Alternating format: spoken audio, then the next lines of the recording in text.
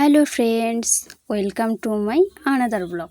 কে কেমন আছো একটু কমেন্টে অবশ্যই জানাবে। আজকে চলে আসছি একটা অন্যরকম ব্লগ নিয়ে। তো আজকে যাচ্ছি আমি ধূপগুড়ি ঘুরতে। তো দেখতে থাকো ধূপগুড়িতে কালী পূজা কেমন হয়। ধূপগুড়িতে নাকি নাম করা কালী পূজা খুব ভালো হয়, খুব সুন্দর হয়। তো যাই হোক, আমরা বেরিয়ে পড়ছি। আর বাড়ির থেকে তো অনেক রাস্তা, তো বসে বসে গাড়িতে কি করব, তাই ভিডিও করছিলাম। আর ভিডিও করতে যেহেতু আমি খুব ভালোবাসি, তো যাই হোক আজকে আমরা বেরিয়েছি। এখন বাজে 12টা, 12টা বেজে গেছে। যাই হোক, তো এখন আমরা যাচ্ছি ধূপগুড়িতে। আর কে কে ধূপগুড়ি গেছে অবশ্যই কমেন্টে জানাও। যাই হোক, আর প্ল্যান সেরকমভাবে ছিল না, না হলে মানে বলতাম সবাইকে যে যাচ্ছি, আসো বা চলো, কে কে যাবে।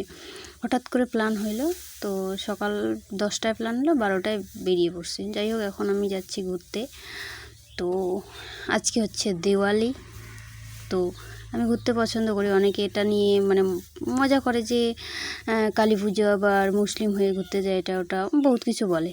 যাই হোক, আর কার কার ঘুরতে ভালো লাগে এটা কিন্তু অবশ্যই কমেন্ট করতে ভুলবে না। তো চলে যাই, চলো এবার দেখাই তোমাদের মানে ধূপগুড়ির কালী পূজা কেমন হয়। আর জায়গাটা একবার দেখতে থাকো, কি সুন্দর জায়গাটা, মানে সবুজে সবুজে ঘেরা, কি সুন্দর।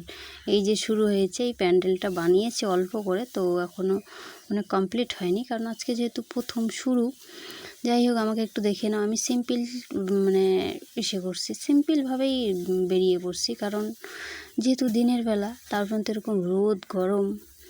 আর ঘোরার কথা বললে রোদ গরম এগুলোর কথা কিছু মনে পড়ে না। যাই হোক, আমার তো মনে পড়ে না, তোমাদের মনে পড়ে কিনা অবশ্যই জানাবা, ঠিক আছে। আর রাস্তায় এগুলো হঠাৎ করে দেখলাম, বুঝতে পারলাম না এগুলো কি, কাঠের মানে পাতলা, এত পাতলা, বাট বুঝতে পারলাম না যেগুলো কি। তো ফাইনালি মানে এত কি বলবো, ফাইনালি বলতেই পারতেছে না যে পৌঁছায় গেছি মানে কি বলবো, এটা কি একটা নদী ছিল, দামোদর নদী বা কিছু একটা ছিল। জায়গাটা খুবই সুন্দর। তো ভিডিও করলাম, ভিডিও করতে যেহেতু আমি খুব পছন্দ করি। যাই হোক, একটা কথা বারবার বলতে আবার ভালোও লাগে না। তো চলো যাওয়া যাক।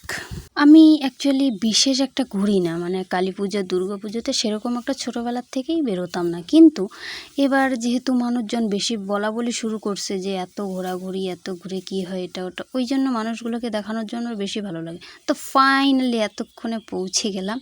তো চলো একটু ভেতরে যাওয়া যাক। সুন্দর বানিয়েছে, কিন্তু জিনিসটা কিন্তু খুব সুন্দর বানিয়েছে, কিন্তু ইসে লাগানো ছিল তাও।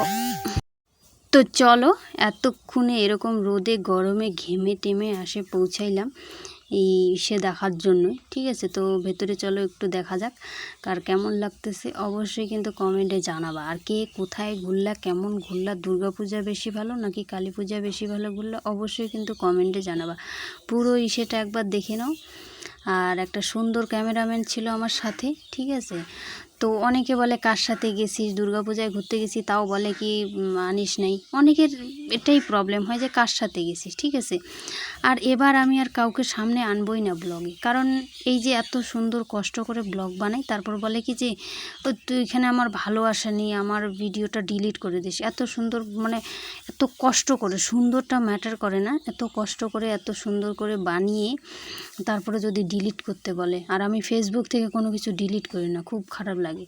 যাই হোক, আরেকটা ইস্যুতে চলে আসলাম। এটা ছিল সম্পূর্ণ গাছ দিয়ে। আমি যেই জিনিসটাকে পছন্দ করি, মানে গাছ দেখলেই আমার মনে হয় শুধু মানে গাছকে আমি খুব পছন্দ করি, ছোটোবেলার থেকেই আমি গাছ লাগাই।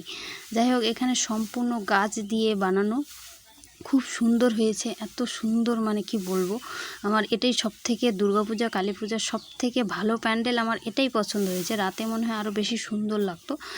আর দিনের বেলায় বুঝতেই পারতেছো রোদ, আর উপরে সেরকমভাবে কোনো কিছু দেওয়া নেই। তো যাই হোক, ওখান থেকে বেরিয়ে আসলাম। এবার এখানে আসলাম, এখানে তো আরও সুন্দর, বাবা কি সুন্দর বানিয়েছে। আমি তো সেই খুশি, কারণ জলপাইগুড়িতে মনে হয় এরকম বানানো হয়নি, জানি না, কিন্তু আমার খুব পছন্দ হয়েছে। দিনের বেলা তাই ভিডিওটা বুঝতেই পারতেছো সেরকমভাবে আসে নেই ভালো। যাই হোক, ভেতরে যাচ্ছি, আমি তো খুব এক্সাইটেড, পুরা একদম সামনে গিয়ে দাঁড়িয়ে আছি। যাই তারপরে আমাদের স্যার এখানে দেখলাম জুবিনদা। যাই হোক, তো এখন একটু ভেতরে যাই। দিনের বেলাও মোটামুটি ভিড়, আর আমি যেহেতু ভিড় পছন্দ করি না, তাই আমার দিনের বেলাটাই ঠিক আছে। অনেকে দিনের বেলা কথা বললে বলে কি যে কি করবি দুর্গাপূজায় গিয়ে, এটা ওটা, ঠিক আছে। যাই হোক, তো যাই এবার ভেতরে যাচ্ছি, মানে জায়গাটা এতই সুন্দর, মানে খুব মানে বাইরের ব্যাকগ্রাউন্ডটাও ভালো, আবার ভেতরেরটাও সিম্পল বানিয়েছে, মোটামুটি ভিড় আর কি, সেরকম নাই। তো যাই হোক, পুরো প্যান্ডেলটা একবার দেখে নাও। আর কে কোথায় ঘুরছো একটু জানাবা কিন্তু।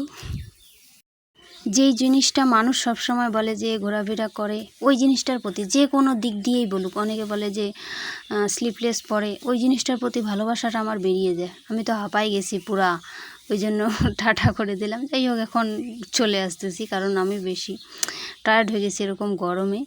তারপর এখানে একটা ব্রিজ দেখলাম, কি সুন্দর ব্রিজ, জানি না নামটা কি, কেউ জানলে কিন্তু অবশ্যই কমেন্ট করে জানাও।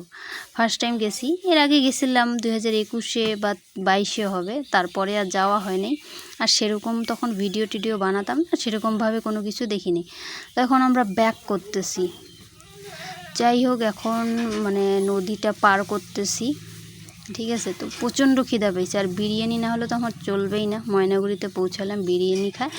এখন তিস্তা ব্রিজে, এখন আমরা বাড়ি আসতেছি। এখন বাজে 4টা, মানুষ এই টাইমে বের হয়, আর আমরা কিন্তু এই টাইমে মানে ব্যাক করতেছি। যাই হোক, কার কেমন লাগে ভিডিওটা, ভালো লাগলে অবশ্যই লাইক কমেন্ট শেয়ার করতে ভুলবেন না। আর আজকের ব্লগটা এখান থেকেই, সবাই ভালো থাকবেন, টাটা।